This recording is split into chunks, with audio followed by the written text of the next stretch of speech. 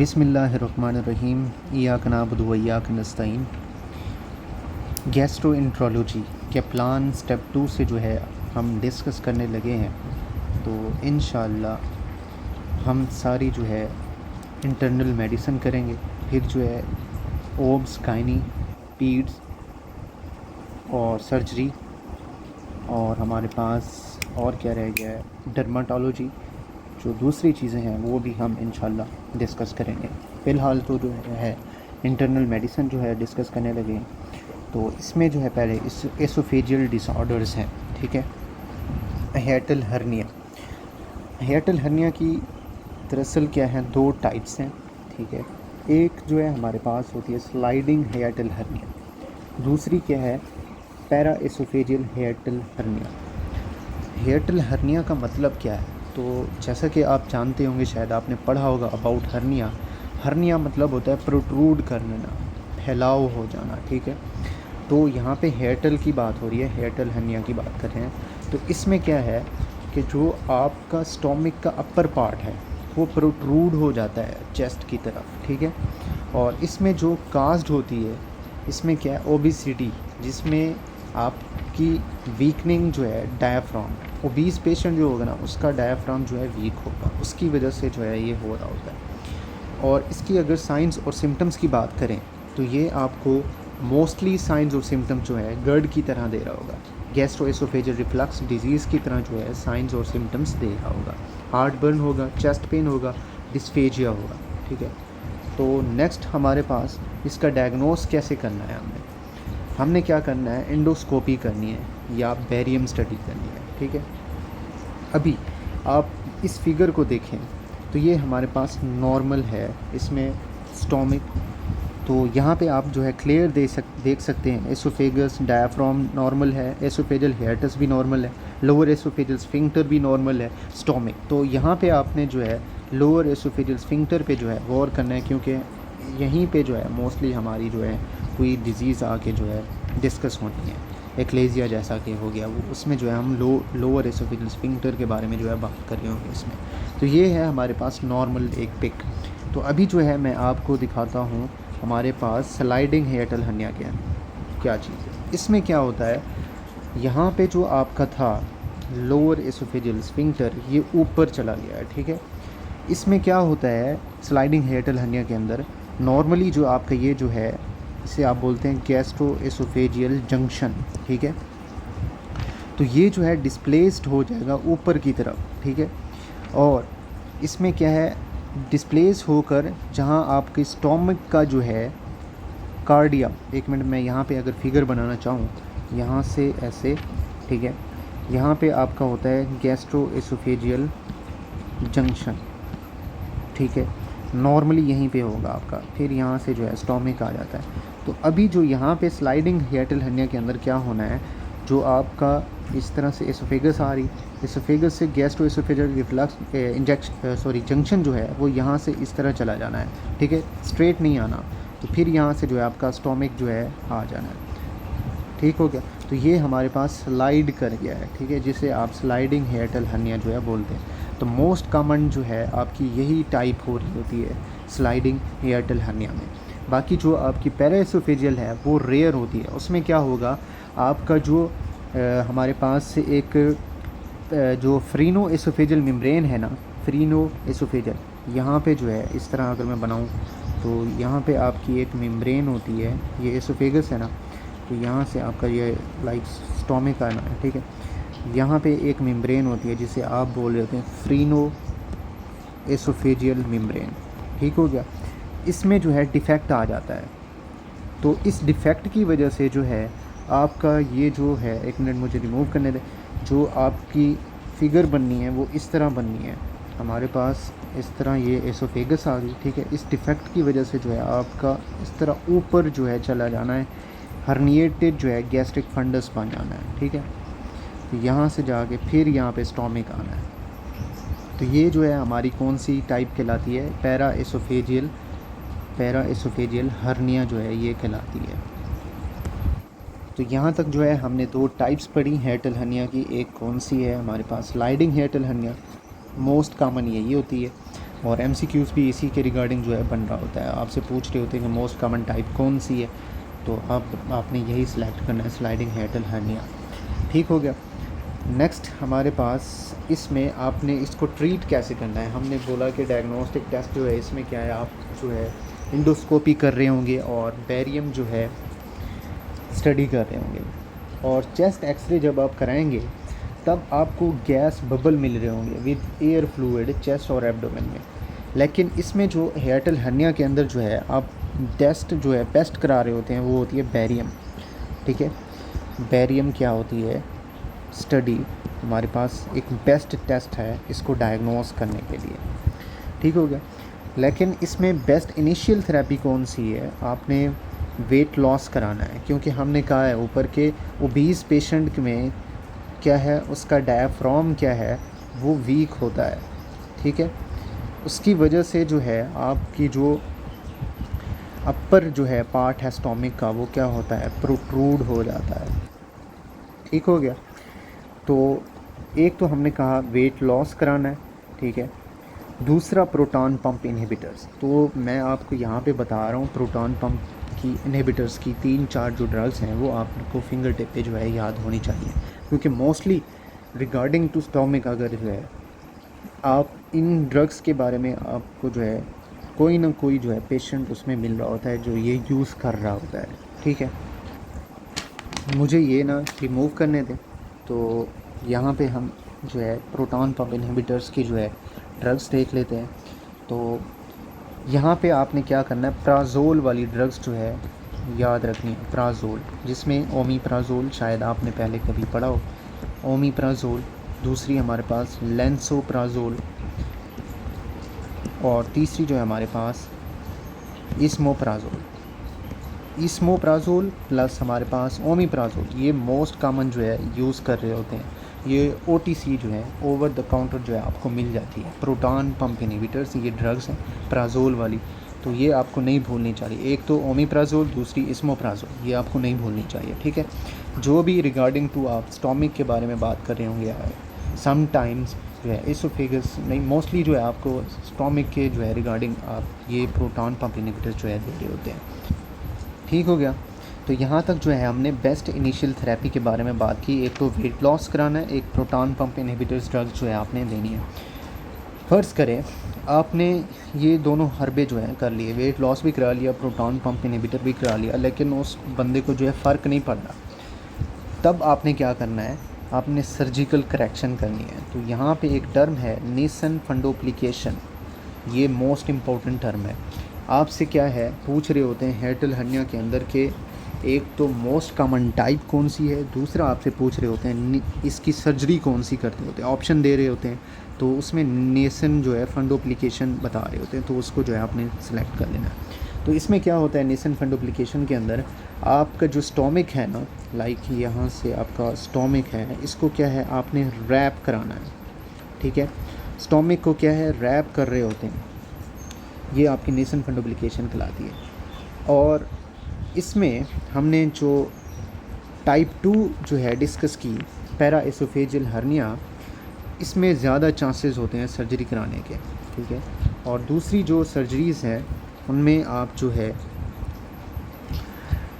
Emergency surgery जो है, एक तो गैस्ट्रिक वल्वुलस हो तब जो है कर रहे होते हैं एमरजेंसी सर्जरी, स्ट्रक्शन हो तब कर रहे होते हैं, स्ट्रैंगुलेशन हो तब कर रहे होते हैं, या परफोरेशन हो तब आप एमरजेंसी सर्जरी कर रहे होते हैं। ठीक है, पैरा एसोफेजियल हर्निया जो है इसमें जो है आपको सर्जरी करने की ज़रूरत होती है, क्योंकि इसमें जो है आपका जो हमारे पास फ्रीनो जो है फ्रीनो एसोफेजियल मेम्ब्रेन जो है उसमें डिफेक्ट आ गया है, और जिसकी वजह से जो आपकी गैस्ट्रिक और फंडस की जो है हर्निएशन हो गई है। तो यहाँ पे जो है आप एमरजेंसी सर्जरी कर रहे होते हैं, लेकिन ये होती रेयर है, बहुत कम हो रही होती है। ठीक हो गया, यहाँ तक था हमारे पास हियाटल हर्निया। नेक्स्ट है हमारे पास डिस्फेजिया के बारे में जो है हमने डिस्कस करना है। तो डिस्फेजिया क्या है, ये एक एसोफेजियल डिसऑर्डर्स में क्या है, एक फीचर है, एसेंशियल फीचर है, मेजॉरिटी ऑफ द केसेस में जो है आपको मिल रहा होता है डिस्फेजिया। तो डिस्फेजिया का मतलब क्या है, लाइक मैंने कोई चीज़ खाई, ठीक है, तो उसमें जो है मुझे डिफ़िकल्टी फील हुई, स्वालो करते हुए, तो इसे आप डिस्फेजिया बोल रहे हो। ओडिनोफेजिया क्या है, इसमें क्या है, पेन वाहिल स्वालो, जब मैं स्वालो करूँगा ना तब मुझे पेन फील होगा, डिफ़िकल्टी नहीं होगी, ठीक है। तो इसको आप क्या बोल रहे हैं, ओडिनोफेजिया बोल रहे हैं। ये दोनों टर्म्स जो है आपको एसोफेजियल टर्म्स डिसऑर्डर्स के अंदर जो है काफ़ी मिलती होंगी। जब भी आप स्टडी कर रहे होंगे, डिस्फेजिया आपको सिम्टम बता रहे होंगे, ओडिनोफेजिया बता रहे होंगे, तो अच्छा इनमें भी फ़र्क है कि आपको बताएंगे कि भाई इस पेशेंट को डिस्फेजिया है, तो डिस्फेजिया में आप जो है बता रहे होते हैं हाँ भाई आपको सॉलिड चीज़ खाने से जो है क्या है डिस्फेजिया हो रहा है या लिक्विड से। तो ये जो है दो चीज़ें आप देख रहे होते हैं। तो इस तरह की भी रिगार्डिंग जो है हम डिज़ीज़ देखेंगे कि हाँ भाई इसने जो है सॉलिड खाया है उससे जो है ज़्यादा हुआ, लेकिन लिक्विड जो पिया है उससे जो है उसको इतनी जो है तकलीफ़ नहीं हुई। तो इस तरह की भी एक दो डिजीज़ हैं जो हम डिस्कस करेंगे आगे जाके, ठीक हो गया। दोनों जो डिस्फेजिया और ओडिनोफेजिया है ना, ये आपको वेट लॉस करा सकती है। साफ ज़ाहिर है उस पेशेंट ने जो है प्रॉपर से अपनी डाइट नहीं ली, तो उसकी वजह से जो है वेट लॉस हो सकता है। तो वेट लॉस को आप इस तरह नहीं कंसीडर कर सकते, हाँ भाई अगर किसी क्लिनिकल केस में वेट लॉस आ गया तो आपने बोल देना है हाँ भाई इसका जो है रीज़न डिस्फेजिया है, नहीं।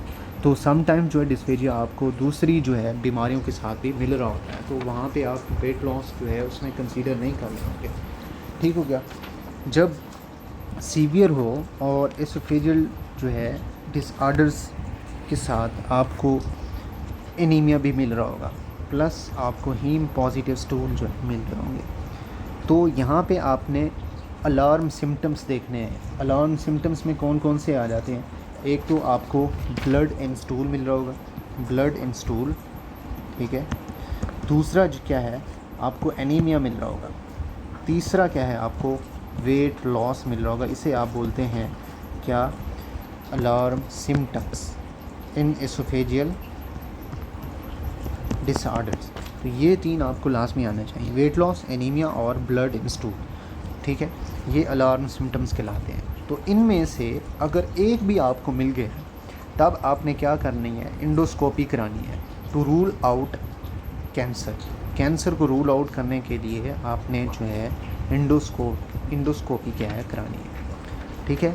तो यहाँ पे जो है अलार्म सिम्टम्स दिए हैं। तो यहाँ तक जो था हमारे पास डिस्फेजिया और ओडिनोफेजिया, हमने हेटल हनिया भी डिस्कस कर लिया। अभी जो है हमारे पास नेक्स्ट है एक्लेजिया। तो यहाँ पे definition, aetiology, diagnosis, diagnostic test, फिर हमारे पास क्या है ट्रीटमेंट। तो इसको जो है हम अभी डिस्कस करने लगे हैं। तो मैंने आपको ऊपर दिखाया था लोअर एसोफेजियल स्फिंक्टर, ठीक है। तो आप अगर एक्लेजिया की बात कर रहे हैं तो ये जो आपका लोअर एसोफेजियल स्फिंक्टर है ना, इनेबल हो जाना है। तो इनेबल का मतलब है कि उसमें एबिलिटी ही नहीं है कि वो प्रॉपरली जो है रिलैक्स हो सके, ठीक है। तो इसी लोअर एसोफेजियल स्फिंक्टर की वजह से जो है ये आप इसे एक्लेजिया बोल रहे होते हैं, एक्लेजिया। और सम टाइम्स जो है इसमें क्या है आपको सिम्टम्स जो मिल रहे होते हैं वही जो हमारे पास प्रोग्रेसिव डिस्फेजिया और लिक्विड्स दोनों आपको सेम टाइम मिल रहे होंगे। और इसमें न्यूरोलॉजिकल आपको क्या मिलना है, लॉस ऑफ नर्व प्लेक्स मिल रहा होगा विद इन लोअर एसोफेजियल, जो आपकी लाइक यहाँ से एक अपर एसोफेगस है, ठीक है, यहाँ पे हमारी लोअर एसोफेगस है। तो यहाँ पे क्या है आपको लॉस ऑफ नर्व प्लेक्स मिल रहा होगा, प्रॉपर जो है वो जो है मूव नहीं कर रही होगी, लाइक अपना काम नहीं कर रही होगी, ठीक है। तो इटियोलॉजी इसमें जो है आपकी क्लियर नहीं होती, ठीक हो गया। इटियोलॉजी क्या है, क्लियर नहीं होती। और इसमें क्या है एसोफेजियल बॉडी पे जो है आपको ए पेरिस्टाल्सिस मिल रही होती है। तो इसमें पहले तो आप पेरिस्टाल्सिस के बारे में जो है देख लें। पेरिस्टाल्सिस होती क्या है, पेरिस्टाल्सिस में ये होता है कि आपने जो है खुराक ली, ठीक है, फूड ली, तो जैसे ही आपने मुंह में लिया तो वो एक बुलस की फॉर्म में बन जाना है, छोटा छोटा टुकड़ा में, ठीक है। तो यही बुलस जो है आपके मुंह से जो है आपके जीआईटी में गया, तो इसे जो है एक स्मूथ मसल जो है आपका जीआईटी का वो प्रोपेल करवा रहा होता है इस फूड को आपकी जीआईटी में, ठीक है। तो इसे जो है आप प्रॉपर पेरिस्टाल्सिस की टर्म से बोल रहे होते हैं। अगर स्मूथ मसल ऑफ जीआईटी जो है प्रोपेल फूड करे आपके स्टोमिक से माउथ की तरफ, लाइक यहाँ से मैं अगर यहाँ पर जीआईटी लिख दूँ फिर माउथ लिखूँ, ठीक है, तो लाइक वापस जो है आ रहा है जीआईटी का कंटेंट जो है आपके माउथ की तरफ आ रहा है, तो इसे आप क्या है एंटी पैरालिसिस या ए पेरिस्टालसिस जो है बोल रहे होते हैं। ठीक हो गया। तो यहाँ पे जो है आपको ए पेरिस्टालसिस मिल रही होगी, साफ ज़हर है। वहाँ पे जो हमारे पास ये जो है एक एसोफेगस है, ठीक है, यहाँ पे आपका लोअर एसोफेजियल स्फिंक्टर था, लोअर एसोफेजियल स्फिंक्टर यहाँ पे जो है इनेबल हुआ पड़ा है, तो लाइक अ ब्लॉक हुआ पड़ा है, ठीक है। तो यहाँ पे आपके जो कंटेंट है ये वापस मुंह की तरफ चला जाना है, तो ये हमारे पास ए पेरिस्टालसिस जो है कहलाता है। ठीक हो गया।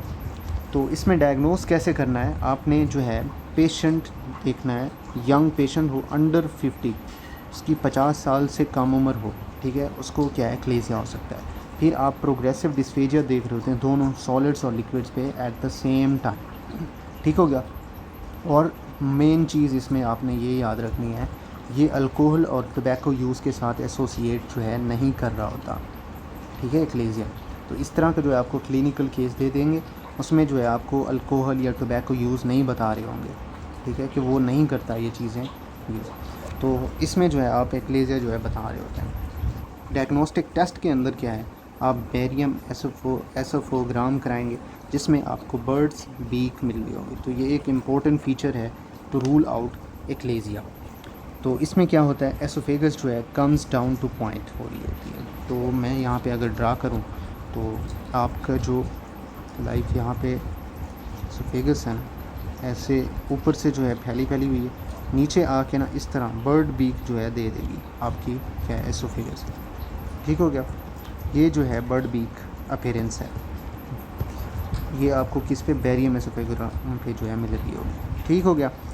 मैनोमेट्री जो है ये आपका मोस्ट एक्यूरेट टेस्ट है। अगर आपको ये चीज़ ना मिल रही हो बेरियम से, तो आपने मैनोमेट्री करानी है, मोस्ट एक्यूरेट टेस्ट। इसमें क्या है, आपको डायरेक्टली जो है नज़र आ जाएगा लोअर एसोफेजियल जो है स्फिंक्टर टू रिलैक्स फेलियर, उसमें आपको नज़र आ जाएगा।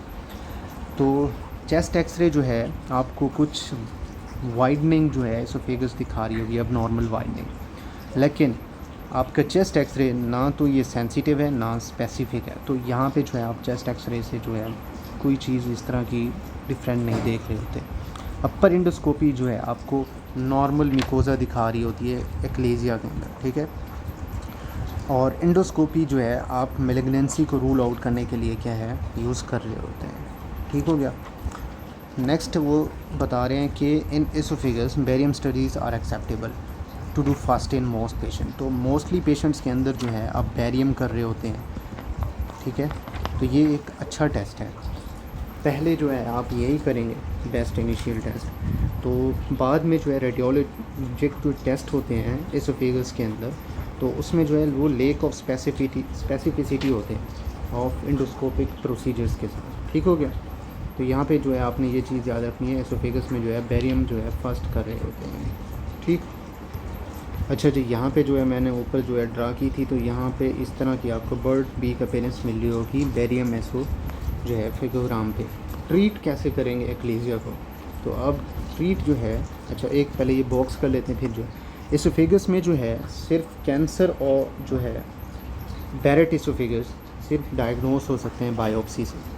क्या क्या चीज़ें, कैंसर और बैरेट एसोफेगस, इन दोनों को क्या है आपने क्या है बायोप्सी करानी है। बाकी का जो है उससे आप बेरियम करा रहे होते हैं या एंडोस्कोपी करा रहे होते हैं, इनसे जो है आपको चीज़ें मिल रही होगी।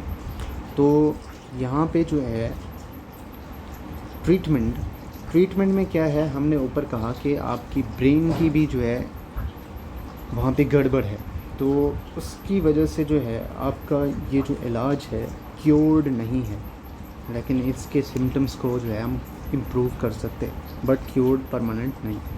तो नॉर्मल फंक्शन जो होते हैं, न्यूरोलॉजिकल कंट्रोल को जो मिस कर रहे होते हैं, तो वो जो है कभी भी आपके रिस्टोर नहीं हो सकते। तो इसमें ट्रीटमेंट जो है आप क्या करा रहे होते हैं, सिंपल मैकेनिकल डायलेशन करा रहे होते हैं मैकेनिक्स की, एसोफेगस की। तो एक तो है आप न्यूमेटिक डायलेशन करा रहे होंगे। इसमें क्या करना है, आपने इंडोस्कोप के ज़रिए से ना आपने उस एक डिवाइस के ज़रिए से एसोफेगस के उस पार्ट को क्या है इनलार्ज कराना है। लाइक यहाँ पे अगर हमारे पास नॉर्मल है, यहाँ पे जाके क्या है नैरो हो गया, तो यहाँ पे जो है हम इंडोस्कोप डाल के, ठीक है, और एक डिवाइस जो है ऐड कर देंगे, उसकी मदद से जो है यहाँ पे हम फैलाव करें तो इस तरह का जो है आपका नॉर्मल जो है क्या है एसोफेगस बन जाए। ठीक हो गया।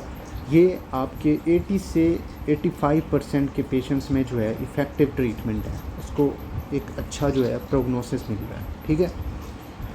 तो नेक्स्ट न्यूमेटिक डायलेशन में आपको परफोरेशन हो सकती है less than 3% of the patients में, लाइक रेयर है, बहुत कम है। ठीक है।